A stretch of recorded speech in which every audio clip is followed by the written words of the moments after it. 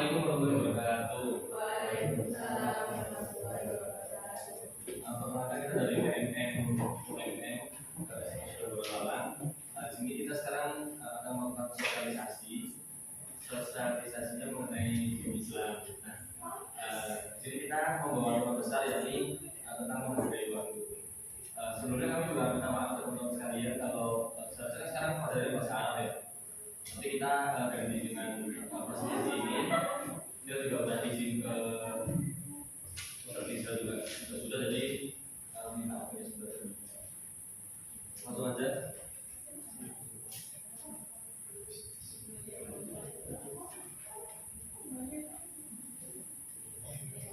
Akan dijelaskan oleh Dr. Juliansyah. Oke, terima kasih. Yang pertama, kenapa kita hidup di dunia ini harus menghargai waktu?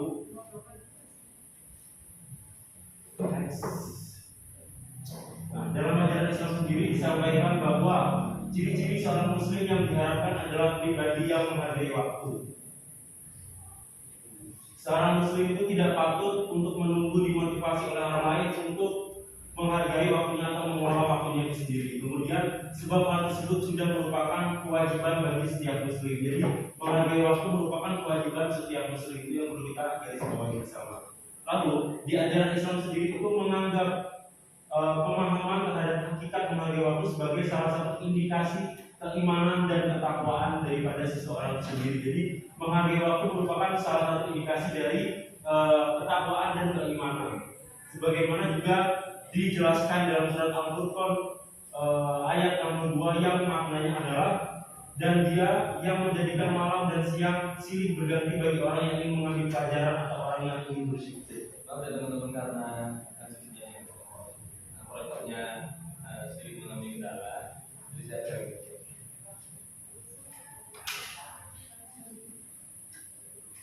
Ada beberapa hal kenapa menghargai waktu dalam Islam itu penting. Yang pertama itu ajaran Islam begitu besar perhatiannya terhadap waktu, baik yang diamalkan dalam Al-Quran maupun surah As-Sunnah. Terus yang kedua, dalam sejarah orang Muslim generasi pertama terungkap bahwa mereka sangat memperhatikan waktu dibandingkan generasi berikutnya, sehingga mereka mampu menghasilkan sejumlah ilmu yang bermanfaat dan sebuah peradaban yang mengangkat kokoh dengan panji yang menjulang tinggi.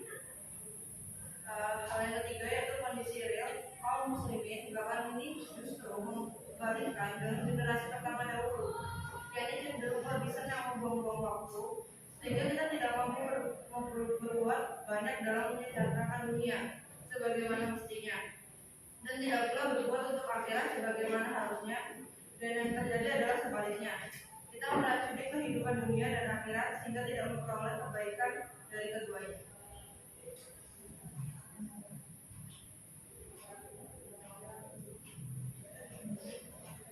Selanjutnya di samping itu perlu kita sadari bahwa Allah Subhanahu wa Ta'ala telah bersumpah dengan menggunakan waktu untuk menegaskan pentingnya waktu dan keagungan nilainya.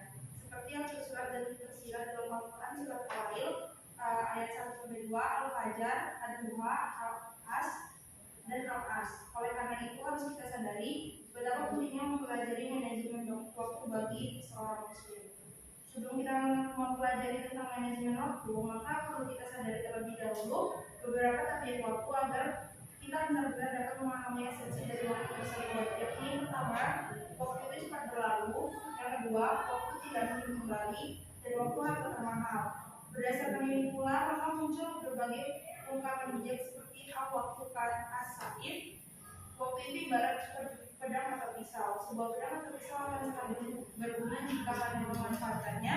Sebaliknya akan membahayakan bukan saja orang lain tapi juga diri sendiri jika tidak pandai memanfaatkannya. Keinginan awal untuk mempermudah sesuatu sehingga bermanfaat bagi manusia akan sia-sia dan bahkan merugikan jika salah menggunakannya.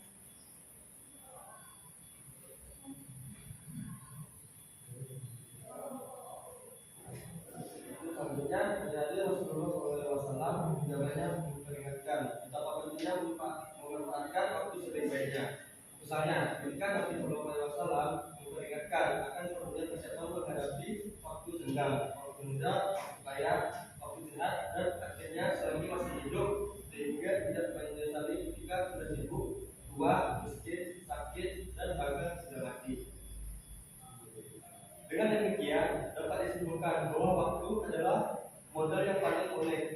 tidak mungkin dapat diganti dan tidak mungkin dapat disimpan tanpa digunakan, serta tidak mungkin mendapatkan waktu yang dibutuhkan meskipun dengan mengeluarkan biaya.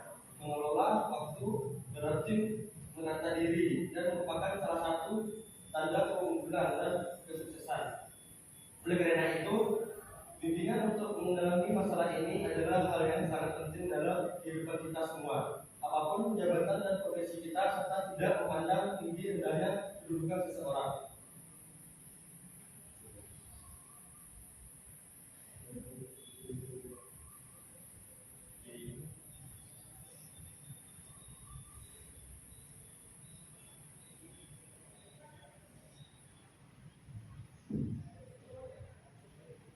Selanjutnya itu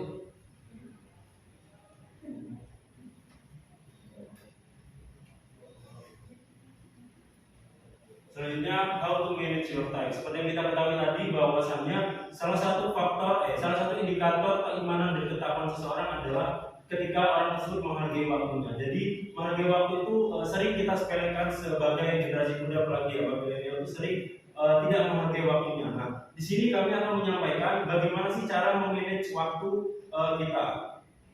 Terus di sini ada kalimat, time is what we want most, but what we use first. Mungkin ada yang bisa mentranslatekan? Ini bisa dilihat. Time is what we want most, but what we use first. Yang bisa jawab ada hadiah.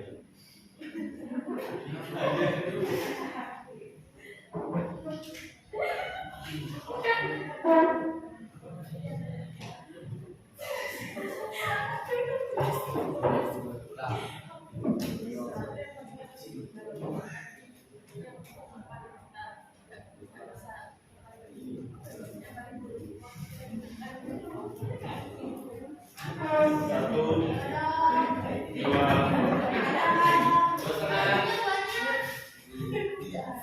ayo jangan. Waktu adalah yang kita inginkan,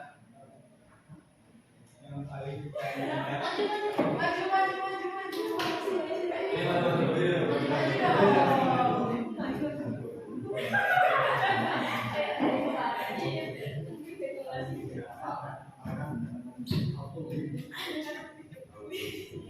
maknanya ya sama maknanya. Artinya dulu. Udah dulu, kenalan dulu.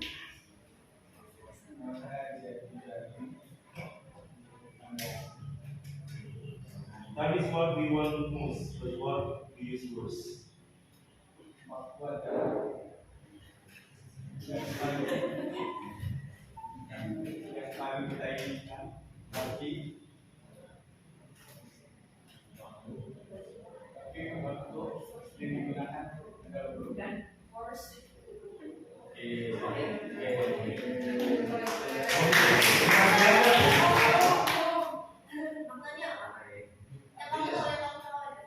Berdasarkan artinya, menurut itu apa sih maknanya?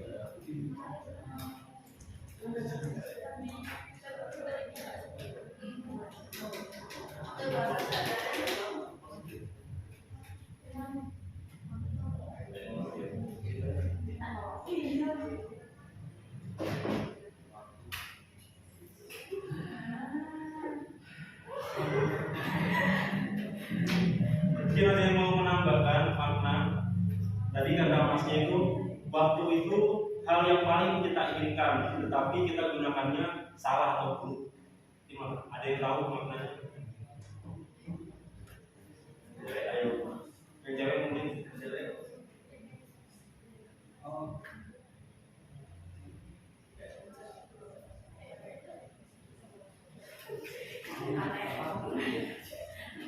Waktu itu diangan-angan, tapi yang dilakukan itu tidak sesuai yang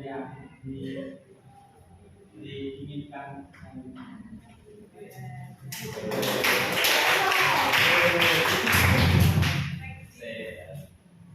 Dibagi sama temennya yang ngasih tahu. Oke, jadi benar, semuanya itu benar maknanya.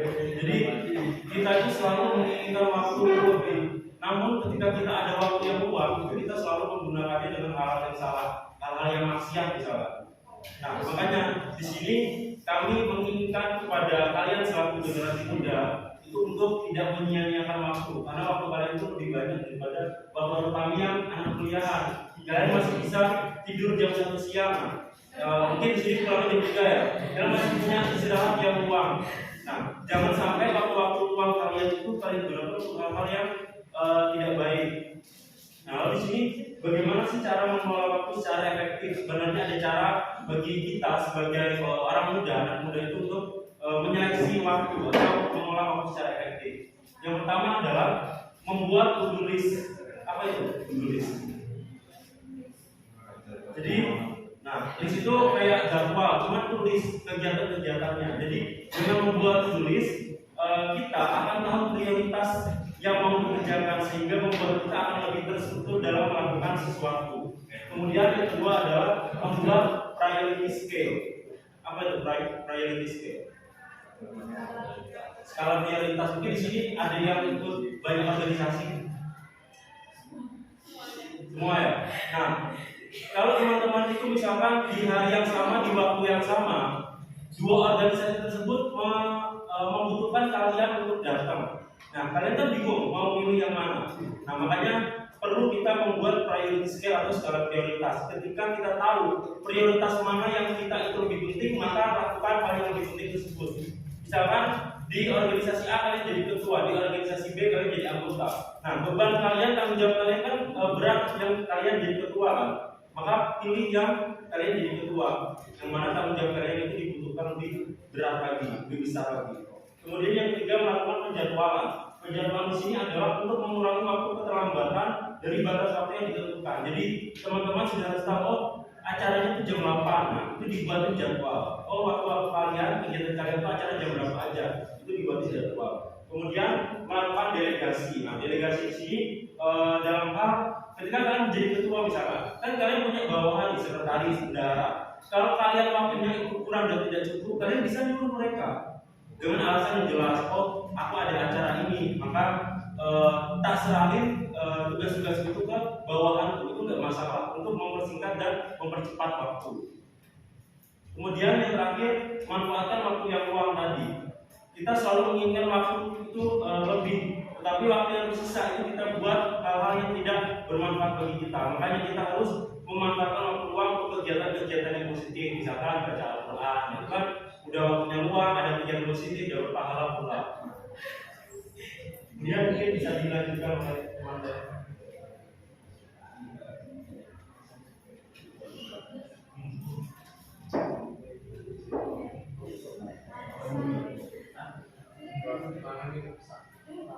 Selanjutnya itu hal-hal penting yang sangat dibutuhkan dalam manajemen waktu.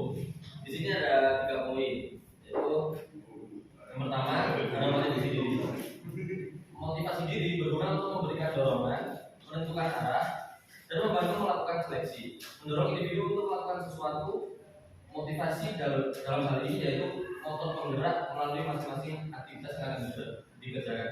Jadi ketika teman-teman ini mau manajemen waktu teman-teman, tapi kalau dari diri teman-teman sendiri itu nggak ada dorongan hati dan niat untuk manajemen waktu tersebut, jadi teman-teman nggak akan mungkin bisa melakukan manajemen waktu dengan baik.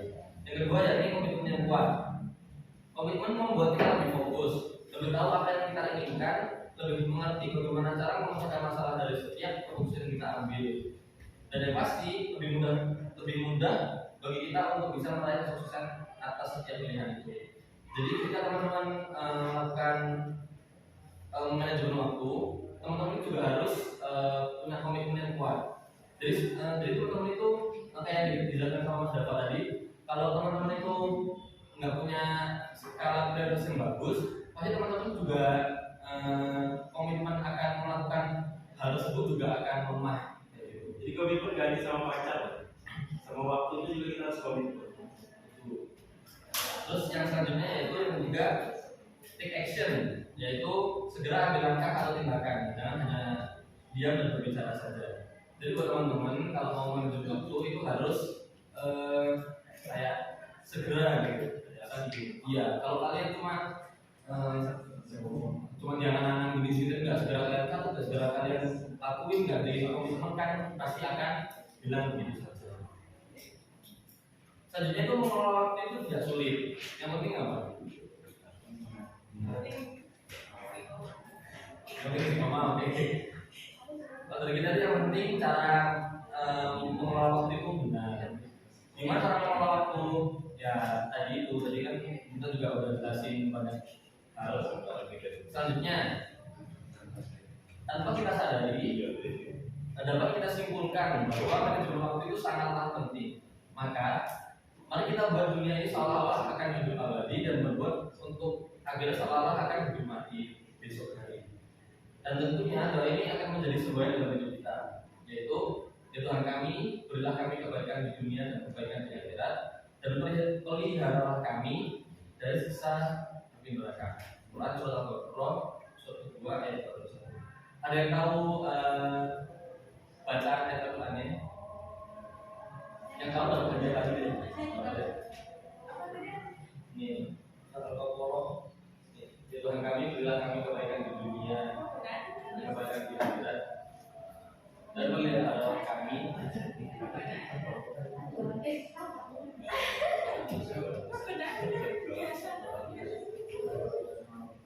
Ada yang mau jawab?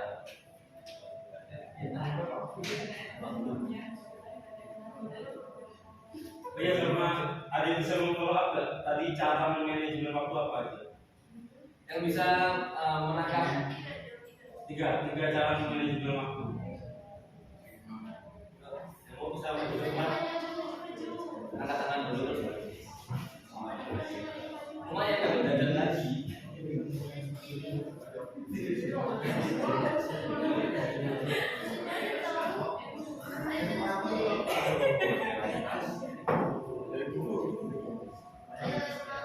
Satu, yang mau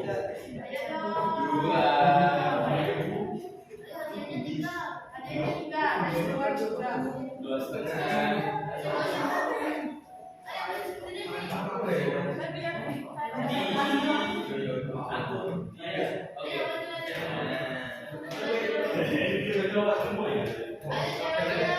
Gimana sih? Ayo dong. Ya, ini bicara.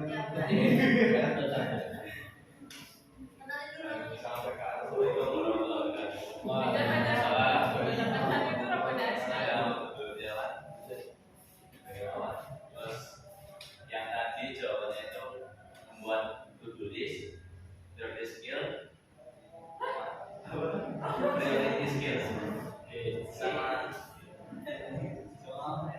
delegasi. Tangan dulu, tangan dulu. Semuanya.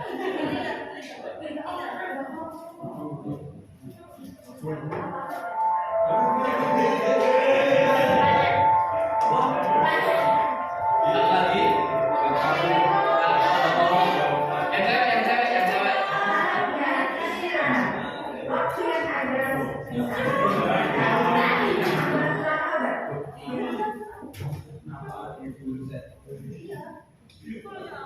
Aku spoiler ayatnya. Datangnya itu Wamin Humayya dulu.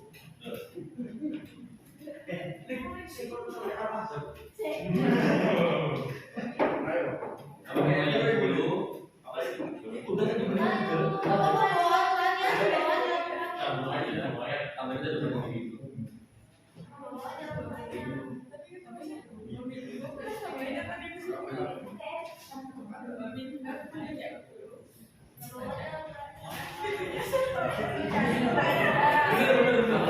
Iya benar. Jangan maju dari ayo maju salah satu yang Angel kan? Ya, betul. Kemarin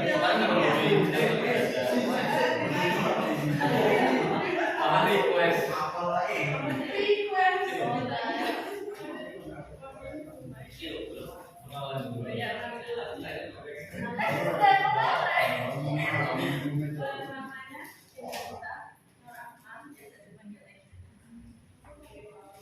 Silakan, terus Sama-sama.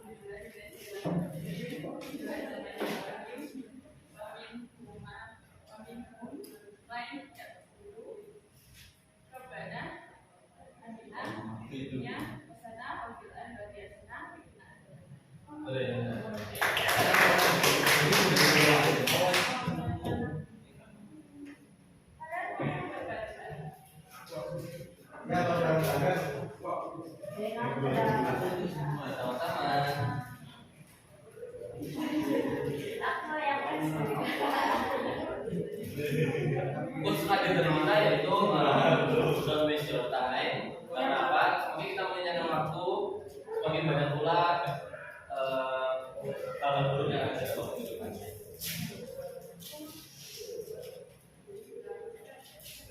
Mungkin sekian presentasi dari PMM UMM SMA Saudara Bona Malang. Kalau ada kawan punya mohon maaf. Sebelum saya tutup, apa ada pertanyaan mengenai cara mengajar waktu? Kalau tidak ada, akan kami tutup. Oh, ada pertanyaan? Delegasi itu apa? Bentar. Oke, satu pertanyaan. Selanjutnya,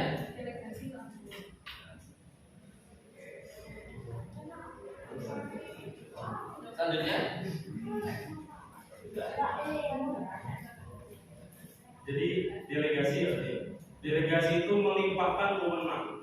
Nah, kita kan punya kewenangan. Misalkan ketua OSIS punya kewenangan nggak? Kewenangan buat ini. Nah, ketika kita nggak bisa menjalankan kewenangan kita bisa mendelegasikan kewenangan tersebut kepada orang lain.